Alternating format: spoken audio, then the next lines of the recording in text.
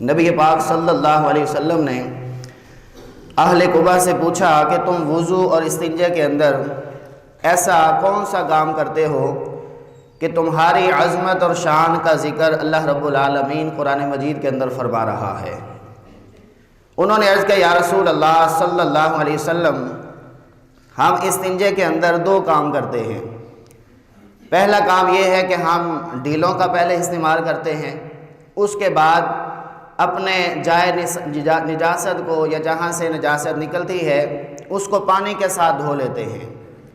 ان دو کاموں کی ہم پابندی کرتے ہیں، اسی لیے اللہ رب العالمین ہماری شان اور عظمت کو بیان فرما رہا ہے۔ اب مفسرین فرماتے ہیں بندہ وضو تو کر لیتا ہے، لیکن جب تک اسے صحیح طور پر طہارت حاصل نہیں ہوئی، اس نے اپنا استنجا خانہ میں جا کر اپنے جائے مقام کو اچھی طرح دھویا نہیں ہے، صاف نہیں کیا، اگر کچھ نہ کچھ نجاست اس پہ لگی رہ گئی تو اس کے وضو کرنے کا تو کوئی فائدہ نہ ہوا، اس کے نمازیں پڑھنے کا، لمبے لمبے سجدے کرنے کا، اس کا تلاوتیں کرنے کا کوئی فائدہ نہ ہوا، کیونکہ اس کو طہارت کاملہ حاصل ہی نہیں ہوئی۔ اس لیے علماء اس بات پر زور دیتے ہیں کہ پہلے انسان کو طہارت حاصل کرنی چاہیے، احسن انداز سے اس کو استنجا کر لینا چاہیے، پھر وہ وضو کی جانب آئے۔ اور بعض صوفیاء تو جب ان کے مریدین ان کے پاس آیا کرتے تو وہ ان کو اوراد و وظائف کے اندر نہیں ڈالا کرتے تھے، وہ ابتدا کے اندر ان کو نمازیں، روزے، تلاوتیں ان چیزوں کے اندر نہیں ڈالا کرتے تھے۔ ان کا یہ طریقہ کار تھا کہ وہ ان کو تبلیغ کیا کرتے تھے کہ بھائی استنجا کرنے کا یہ طریقہ ہے، اس انداز سے تم نے پاک ہونا ہے، جب تم پاک ہو جاؤ گے، طہارت کاملہ تمہیں حاصل ہو جائے گی، تو پھر اب تم وضو کی طرف آؤ، اب نماز ادا کرنے کی طرف آؤ۔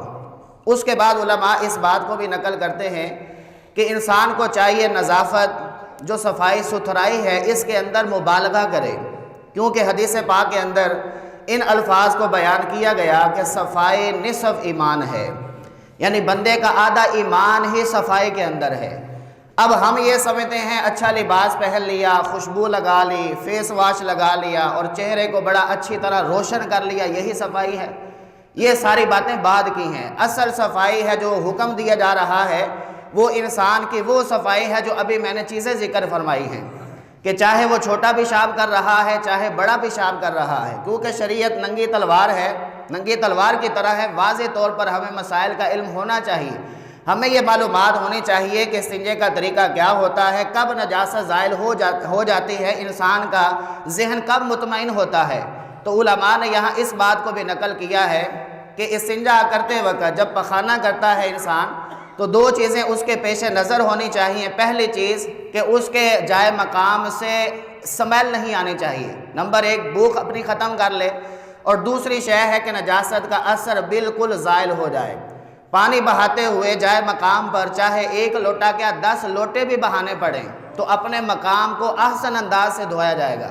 حالانکہ آپ جانتے ہیں پانی کا اسراف کرنا منع ہے، لیکن نظافت کے معاملے میں فقہا لکھتے ہیں کہ انسان کو مبالغہ کرنا چاہیے تاکہ وہ طہارت کاملہ حاصل کر کے پھر وہ عبادت کی طرف آئے۔ جو بندہ طہارت کاملہ حاصل کر لیتا ہے پھر اس کو عبادت کے اندر بھی مزہ آتا ہے۔ اور حدیث پاک کے اندر آتا ہے نبی پاک صلی اللہ تعالی علیہ وآلہ وسلم نے ارشاد فرمایا کہ پیشاب کے چھینٹوں سے بچو، کیونکہ عام طور پر عذاب قبر اسی وجہ سے ہوتا ہے۔ اور نبی پاک صلی اللہ علیہ وسلم کا گزر بھی 2 قبروں سے ہوا، راوی حضرت عبداللہ بن عباس رضی اللہ تعالی عنہما ہے، فرماتے دونوں قبر والوں کو عذاب ہو رہا تھا۔ نبی پاک صلی اللہ علیہ وسلم نے فرمایا ان میں سے ایک شخص وہ بھی ہے جو پیشاب کے چھینٹوں سے نہیں بچا کرتا تھا۔ اب ہمارے ذہن میں یہ آتا ہے کہ ہم تو پیشاب کے چھینٹوں سے بچتے ہیں، لیکن فقہا نے لکھا ہے 95% لوگ ایسے ہیں جن کو چھوٹے پیشاب کرنے کا طریقہ معلوم ہی نہیں ہے، کیونکہ چھوٹے پیشاب کے اندر استبراء کرنا یہ لازم ہوتا ہے۔ اب استبراء کیا ہوتا ہے، اس کی ڈیفینیشن کیا ہے، ہماری اکثر عوام کو معلومات نہیں ہے۔ جب تک بندہ استبراء نہیں کرے گا، اپنے چھوٹے پیشاب سے اچھی انداز سے فارغ نہیں ہوگا، اس کے لیے طہارت کرنا، وضو کرنا وہ بیکار ہو جاتا ہے۔ اور بعض لوگ یہ بھی سوال کرتے ہیں کہ ہمیں قطرے آنے کی بیماری ہے، اس وجہ سے ہم معاذ اللہ نماز نہیں پڑھتے، حالانکہ جب تحقیق کی جاتی ہے تو ان کو قطرے آنے کی کوئی بیماری نہیں ہوتی، صرف فرق یہ ہوتا ہے کہ انہوں نے استبراء نہیں کیا ہوتا۔ جب بندہ استبراء کر لیتا ہے تو اس کو طہارت اچھی طرح حاصل ہو جاتی ہے، اب ذہن میں آ رہا ہے کہ استبراء کیا ہے، اس کی تعریف بھی عرض کر دیتا ہوں۔ لغوی معنی یہ ہے کہ بندے کا اپنے آپ کو بری کر لینا، استبراء کا یہ لغوی مطلب ہے۔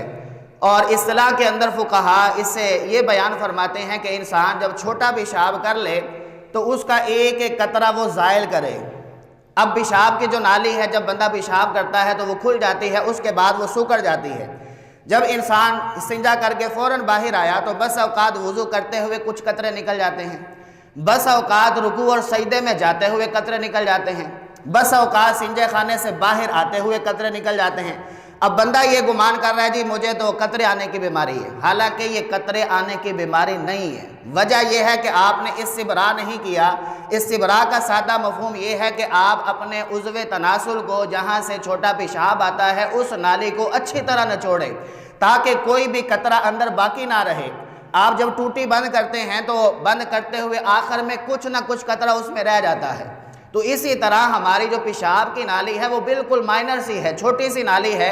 جب اس سے پیشاب آتا ہے اسی وقت وہ کھلی، جیسے پیشاب روک دیا تو اب وہ نالی سکڑنا شروع ہو جاتی ہے، کوئی نہ کوئی قطرہ اس کے اندر رہ جاتا ہے۔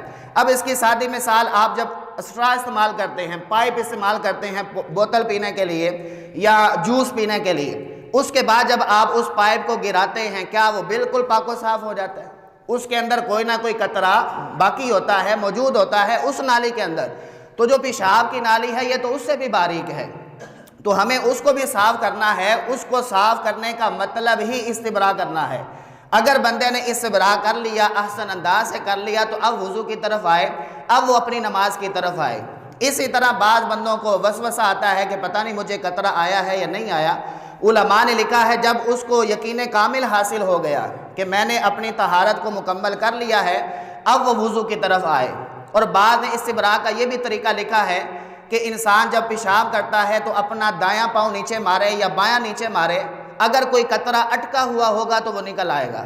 اسی طرح بعض نے یہ بھی لکھا کہ سیڑھیاں چڑھ لے، سیڑھیاں اتر آئے، کوئی وزن والی شے اٹھا لے، یا پھر وہ کھنگورا مارنا یعنی کھنکھارنا شروع کر دے، ہو سکتا ہے اس کی وجہ سے بھی اس کا قطرہ باہر آ جائے۔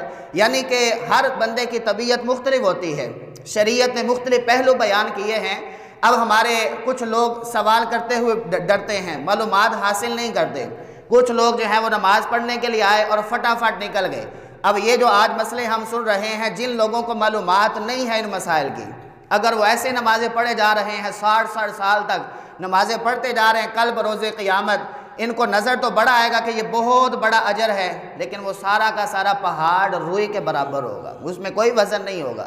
تو یہ جو طہارت کے حوالے سے حضور نبی پاک صلی اللہ علیہ وسلم کی احادیث ہیں، فقہا جو اس حوالے سے زور دے رہے ہیں، ہمیں طہارت کے حوالے سے احسن انداز سے جو ہماری طہارت ہے اس کو ہم احسن انداز سے کریں گے، پھر ہم وضو کی جانب آئیں گے تو پھر ہماری نمازیں کامل ہوں گی۔ بس اوقات دیکھا گیا ہے گھروں کے اندر بڑی لڑائیاں ہوتی ہیں، لوگ چڑچڑے ہوتے چلے جا رہے ہیں اور غصہ پن کا اظہار کر رہے ہوتے ہیں بلا وجہ، صرف چھوٹی چھوٹی بات پر غصہ آ جاتا ہے۔ تو بعض فقہا نے لکھا ہے یہ طہارت کاملہ نہ ہونے کے سبب ہے، نہ خواتین اس کا لحاظ کرتی ہیں نہ مرد کرتے ہیں، جس کی وجہ سے جنات وہاں بسیرا کر لیتے ہیں۔ بعض جنات ناپاکی کو ہی پسند کرتے ہیں اور ان کو صرف ایک آدھ قطرہ ہی کافی ہے، وہ اس پر ہی اپنا اثر جما لیتے ہیں۔ تو اس لیے ہمیں پاک و صاف رہنے کے لیے یہ جو اصول شریعت نے بیان کیے ہیں ان کو بھی ہمیں پیش نظر رکھنا ہے۔ اور بعض علماء نے تو یہ بھی لکھا کہ جو پخانے کا مقام ہے وہاں سے لوگ اپنے منہ زیر ناف جو بال ہوتے ہیں وہ صاف ہی نہیں کرتے۔ جب آپ صاف ہی نہیں کریں گے تو وہاں صفائی کیسے ہو سکے گی؟ اگر پخانہ نکلے گا تو کچھ نہ کچھ نجاست وہاں جم جائے گی، تو جم جانے کی وجہ سے بندہ صحیح طور پر اپنی طہارت حاصل نہیں کر پاتا۔ اگر طہارت کاملہ حاصل کرنی ہے تو اس مقام کی صفائی بھی ہو، وہاں کے بال بھی صاف کیے جائے، پھر احسن انداز سے پانی بھی بہایا جائے۔ پھر ذہن میں وسوسہ آتا ہے کہ بس اوقات ہم استنجا کر کے باہر آتے ہیں تو ہماری شلوار گیلی ہو جاتی ہے، تو کیا اس کے ساتھ ہم نماز پڑھ سکتے ہیں؟ یاد رکھیں جب آپ نے اطمینان کے ساتھ استنجا کر لیا، اپنے جائے مقام کو اچھی طرح دھو لیا، اب اگر وہ پانی شلوار کے ساتھ لگ جاتا ہے تو اس میں کوئی حرج نہیں۔ بعض کے ذہن میں یہ بھی آتا ہے کہ وہ چونکہ لوٹا وہاں پڑا ہوتا ہے اس پانی کو ہم استعمال کرتے ہیں تو کیسے طہارت حاصل ہوگی؟ یاد رکھیں ہر شے کے اندر اصل طہارت ہی ہے، یعنی اس کا پاک ہونا ہی ہے، جب تک آپ کو یقین نہ ہو جائے کہ اس کے اندر نجاست پڑی ہوئی ہے۔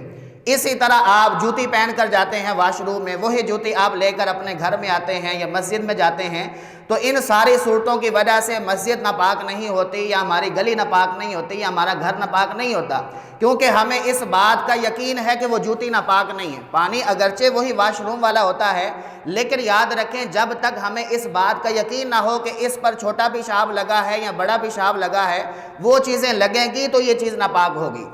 اگر ویسے ہی پانی آ رہا ہے تو وہ بالکل پاک ہوتا ہے۔ اللہ تعالیٰ ان مسائل کو سیکھ کر ہمیں عمل کی توفیق عطا فرمائے اور طہارت کاملہ حاصل کرتے رہنے کی توفیق عطا فرمائے۔ ان اللہ و